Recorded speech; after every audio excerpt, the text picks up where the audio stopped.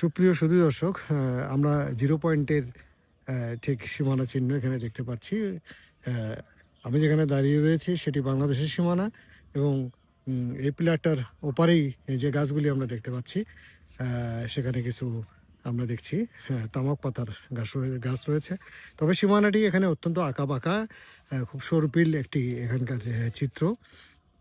আমরা দেখছি যে এখানে দূরে এখান থেকে আমরা কিছু ভারতীয় সীমানার ভূখণ্ডের অন্তর্ভুক্ত কিছু চা বাগান এখান থেকে দেখতে পাচ্ছি।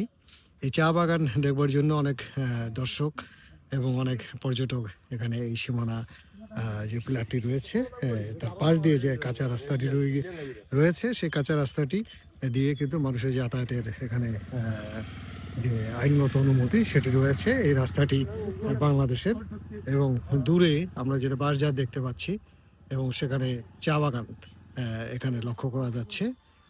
বেশ দূরে দূরে কিছু চা বাগান, আমরা চা বাগান এই জিরো পয়েন্টের পাশ দিয়ে আমরা যে বাংলাদেশের সীমানা রয়েছে সেই সীমানা দিয়ে আমরা সামনের দিকে অগ্রসর হওয়ার চেষ্টা করছি। সেখানে গেলে চা বাগান আরও কাছে থেকে আমরা নিবিড়ভাবে দেখতে পারবো। সুপ্রিয় সুদর্শক, আপনারা যুক্ত থাকুন আমার সঙ্গে।